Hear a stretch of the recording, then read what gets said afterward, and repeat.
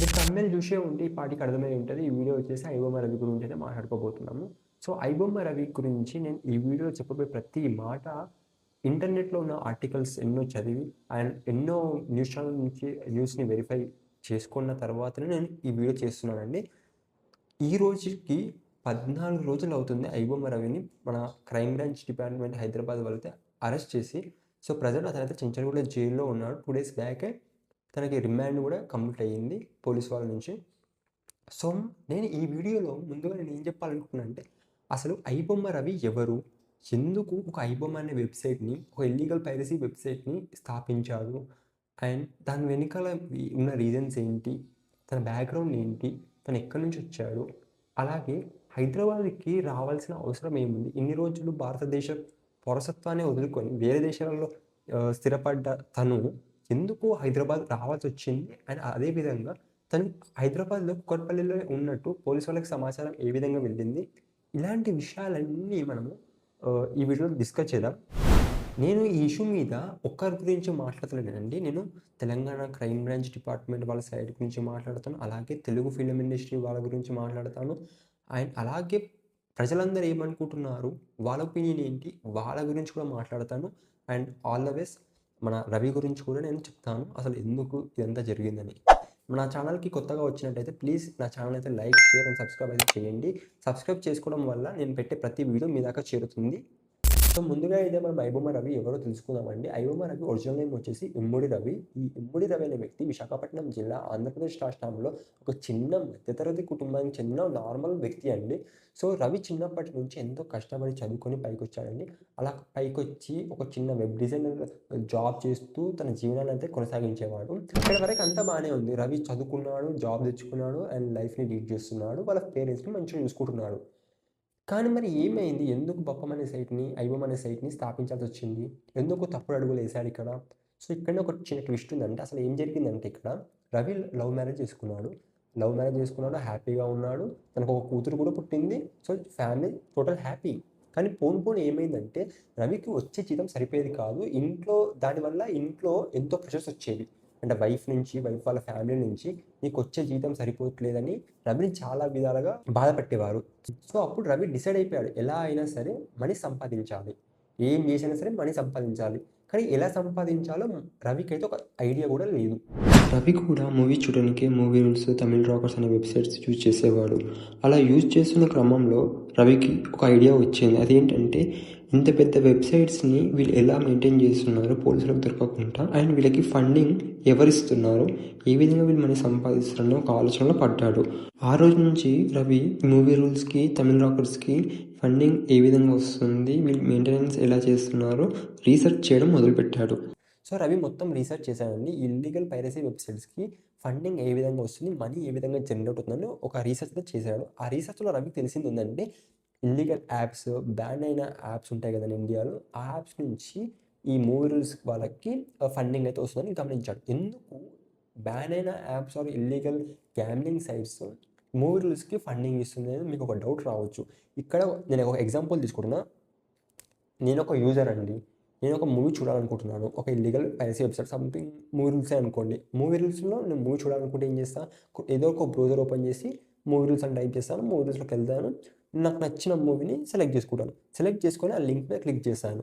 కానీ movie link మీద click చేసినప్పుడు నాకు డైరెక్ట్ మూవీ అయితే ఓపెన్ కాదండి. మీకు కూడా తెలుసది. ఎన్నో సార్లు మీరు ఒకవేళ చూసే ఉంటే మీకు ఐడియా ఉంటుంది. ఎప్పుడైతే మనం మూవీ లింక్ మీద క్లిక్ చేసామో మనకు ఒక పాపప్స్ వస్తున్నాయి. ఆ పాపప్ ఏందంటే సంథింగ్ ఒక యాడ్ గురించి, ఒక బెట్టింగ్ యాప్ యాడ్ గురించి ఉండొచ్చు. అండ్ ఆ పాపప్ క్లోజ్ చేసి మళ్ళా లింక్ మీద క్లిక్ చేశాను. అప్పుడు నాకు మూవీ లింక్స్ అంటే డౌన్‌లోడ్ చేసుకోనికి గాని, ప్లే చేయనీకి గాని ఆ లింక్స్ వస్తాయి. అప్పుడేం చేశాను నేను ప్లే మీద క్లిక్ చేస్తాను. అప్పుడు కూడా నాకు ఇంకో పాపప్ వస్తుంది. అది సంథింగ్ ఇంకో యాప్ గురించి ఉండొచ్చు. సో, ఇలా పాపప్స్ వస్తున్నాయి కాబట్టి, ఆ పాపప్స్‌లో మనకు యాడ్స్ ప్లే అవుతున్నాయి కాబట్టి, యాడ్స్ ప్లే అవ్వడం వల్ల యాడ్ కంపెనీ వాళ్ళు మూవీ రూల్స్‌కి ఫండింగ్ అయితే ఇస్తున్నారు. ఇక్కడ అంతా బానే ఉంది. వీళ్ళకి ఏం అవసరం అక్కడ యాడ్ ప్లే అవ్వడం వల్ల వీళ్ళకి ఏం లాభం ఉంటుందని మీరు అనుకోవచ్చు. అంటే ఇల్లీగల్ యాప్స్‌కి. సో, ఇప్పుడు సపోజ్ ఉండండి. నాకు తెలుసు కాబట్టి నా పాపప్‌ని అయితే క్లోజ్ చేశాను. చాలామందికైతే తెలీదు. చాలామంది కొత్త వాళ్ళుంటారు. వాళ్ళేం చేశారంటే ఆ పాపప్‌లో బెట్టింగ్ యాప్స్ చూస్తారు. బెట్టింగ్ యాప్ చూసి మోసపోతారు. ఇల్లీగల్ యాప్ చూసారు. సో, ఇల్లీగల్ యాప్స్‌లో ట్రేడింగ్, స్టాక్ మార్కెట్ నీకు ₹100 పెడితే నేను 25 ఇస్తాను. అట్లా సంథింగ్ 25% స్టేక్ ఇస్తా. అలా చాలా గ్యామ్లింగ్ సైట్స్ అయితే ఉంటాయి గదా! అవి అట్రాక్ట్ చేస్తాయి. అవి మొత్తం వచ్చేసి జనాల్ని ఆకర్షిస్తాయి పైసల వల్ల. సో, దానివల్ల ప్రజలందరూ ఆ యాప్స్‌లో లాగిన్ అయ్యి మనీ పోగొట్టుకుంటారు. దానివల్ల వాళ్ళకి లాభం. సో, మూవీ రూల్సోనికైతే ఫండింగ్ వాళ్ళిస్తున్నారు. మెయిన్‌గా లాస్ అయ్యేది ఎవరిక్కడ? నార్మల్ పీపుల్ మనమే. అంటే తెలియని వాళ్ళు ఎవరైతే ఉన్నారో వాళ్ళు మోసపోతున్నారు. సో, అంతా బానే ఉంది. రవి రీసెర్చ్ చేశాడు. ఫండింగ్ ఏ విధంగా వస్తుందో కనుక్కున్నాడు. రవికి అంతా నచ్చింది. రవి డిసైడ్ అయిపోయాడు. ఏందంటే నేను గూడా ఒక వెబ్‌సైట్‌ని క్రియేట్ చేద్దాం. పైరసీ వెబ్‌సైట్‌ని దాన్ని ఆపరేట్ చేసుకుందాం అని డిసైడ్ అయ్యాడు. మనీ సంపాదిద్దామని ఫిక్స్ అయిపోయాడు. అలా అనుకున్న రవికి ఏమైందంటే ఒక చిక్కొచ్చేసింది. ఒక డౌట్ వచ్చింది. ఏందంటే ప్రజలెందుకు నా సైట్‌ని ఓపెన్ చేస్తారు? నా ఇల్లీగల్ వెబ్‌సైట్‌ని ఓపెన్ చేయాల్సిన అవసరం ఏముంది? ఆల్రెడీ మనకు మూవీ రూల్స్ ఉంది, తమిళ్ టాకర్స్ ఉన్నాయి. ఎందుకు ప్రజలు నా దగ్గరికి రావాలి అని ఒక ఆలోచనలో పడ్డాడు. అప్పుడే రవికి ఒక ఐడియా వచ్చింది. అదేంటంటే మూవీ రూల్స్‌లో నంబర్ ఆఫ్ పాపప్స్ వస్తున్నాయి. నంబర్ ఆఫ్ యాడ్స్ ప్లే అవుతున్నాయి. అండ్ తమిళ్ టాకర్స్‌లో కూడా క్వాలిటీ లేదు. మూవీ రూల్స్‌లో కూడా కొన్ని క్వాలిటీ లేని కంటెంట్ ఉన్నాయి. అంత మైనస్ చూసాడు. అండ్ ఇంటర్ఫేస్ కూడా కొంచెం డిఫరెంట్‌గా ఉంది మూవీ రూల్స్‌ది అండ్ తమిళ్ టాకర్స్‌ది. అవన్నీ ఆలోచించిన రవి ఏం చేశాడంటే ఒక మంచి ఇంటర్ఫేస్, ఒక మంచి క్లీన్ ఇంటర్ఫేస్‌ని ప్రజలకు అందివ్వాలని అనుకున్నాడు. సో, అండ్ మంచి క్వాలిటీ ఉన్న మూవీస్‌ని అప్‌లోడ్ చేద్దామని డిసైడ్ అయ్యాడు. అలా స్టార్ట్ చేసిందే ఐబొమ్మ. సో, ముందుగా ఐబొమ్మని స్టార్ట్ చేసింది 2019. ఎప్పుడైతే ఐబొమ్మ సైట్ రిలీజ్ అయ్యిందో ఫస్ట్‌లో ఓన్లీ హెచ్‌డీ క్వాలిటీస్ మూవీస్ మాత్రమే ఐబొమ్మలో వచ్చేవండి. పోను ఒక 2 ఇయర్స్ బ్యాక్ నుంచి మనకు ఈరోజు రిలీజ్ అయిన సినిమా క్వాలిటీ ప్రింట్ కూడా మనకు ఐబొమ్మలో అప్‌లోడ్ చేయడం మొదలుపెట్టాడు రవి. అసలు ఎందుకు హెచ్‌డీ క్వాలిటీస్ అప్‌లోడ్ చేస్తున్నాడు అంతా బానే ఉంది. మరి ఎందుకు డీవీడీ ప్రింట్‌ని అప్‌లోడ్ చేయాలనుకున్నాడు? ఇక్కడ ఒక చిన్న ట్విస్ట్ ఉందంటే ఫస్ట్ నార్మల్‌గా తన స్వార్థానికి ఆలోచించుకున్నాడు. మనీ సంపాదించాలి. మూవీస్ ద్వారా అప్‌లోడ్ చేసి అనుకున్నాడు. అంతా బానే ఉంది. దానివల్ల ప్రజలకు గూడా మంచి క్వాలిటీ మూవీస్ ఇస్తున్నాను. సో, ప్రజలకి లాభం ఉంది. నాకు లాభం ఉందని అనుకున్న రవి డీవీడీ ప్రింట్‌ని అప్‌లోడ్ ఎందుకు డిసైడ్ అయ్యాడంటే పోను 2020 నుంచి 2025 అంటే ప్రెజెంట్ 2025 వరకి మూవీ టికెట్ రేట్స్ చూస్తే చాలా పెరిగిపోయాయండి. అంటే ప్రీమియర్ షోస్ అని చెప్పి అండ్ ఫస్ట్ వీక్ షోస్ అని చెప్పి అలా టికెట్ రేట్స్‌ని 400, 600, 300 సినిమాని బట్టి పెంచుతున్నారు ఈ ప్రొడ్యూసర్స్ వాళ్ళని చెప్పి ఒక మంచి క్వాలిటీ మూవీని రిలీజ్ అయిన రోజే మనకు ఐబొమ్మ సైట్‌లో అప్‌లోడ్ చేయడం మొదలుపెట్టారు. దాని ద్వారా థియేటర్‌కి జనాలు పోరు. ఐబొమ్మలనే మూవీ చూస్తారని.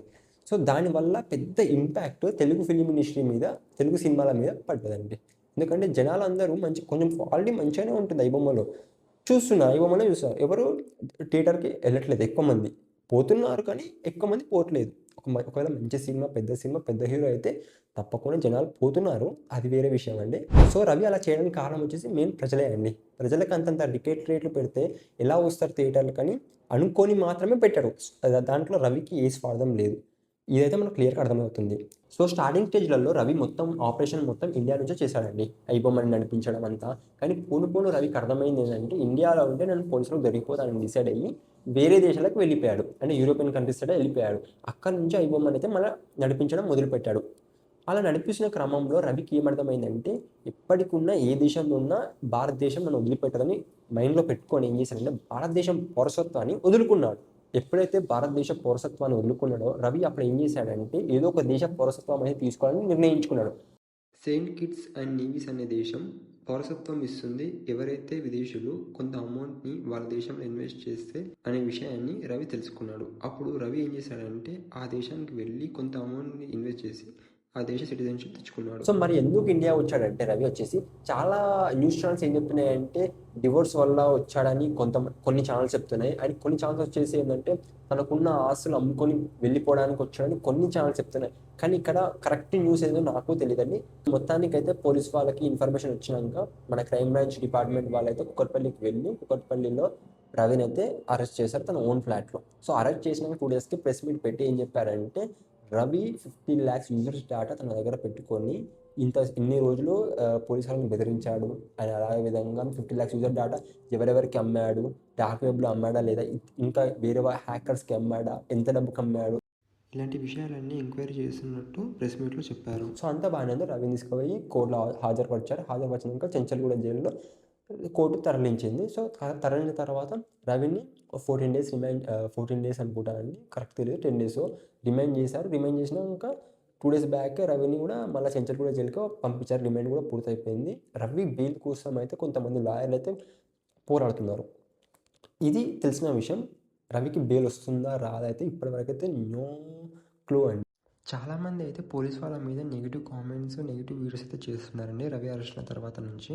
సో అలా అయితే చేయకండి. సజ్జనర్ గారు ఆల్రెడీ వార్నింగ్ అయితే ఇచ్చారు. ఎవరైతే negative videos, negative comments police వాళ్ళ మీద చేస్తారో స్ట్రిక్ట్ యాక్షన్ అయితే తీసుకుంటామని ఆల్రెడీ ప్రెస్ మీట్లో కూడా చెప్పారు. సో ఇక్కడ పోలీసు వాళ్ళది ఏం తప్పు లేదండి. వాళ్ళ డ్యూటీ వాళ్ళు చేశారు అంతే. దాంట్లో వాళ్ళని తప్పు పట్టాల్సిన అవసరమే లేదు. ఇక్కడ తప్పు ఎవరిది అంటే తెలుగు ఫిలిం ఇండస్ట్రీ నుంచి కొంచెం తప్పు ఉంటే ఐబొమ్మ రవి నుంచి కొంచెం తప్పు ఉంది. అండ్ చూసే వాళ్ళగా మన నుంచి కూడా కొంచెం తప్పు ఉంది. ఇక్కడ అందరూ మారితే తప్ప ఈ ప్రాబ్లంకి సొల్యూషన్ అయితే దొరకదు. మీకు ఏమనిపించింది రవి గురించి? రవి రైటా రాంగా? ఇక్కడ తప్పు ఎవరిది? మీరు కామెంట్ సెక్షన్లో కామెంట్ చేయండి. ఒక ఫ్యూచర్లో రవి గురించి ఏమైనా అప్డేట్ వస్తే నేను షార్ట్ రూపంలో మళ్ళీ వీడియో చేసి మీకు అప్డేట్ ఇస్తాను. And thanks for watching. Please subscribe this channel for more videos and thank you.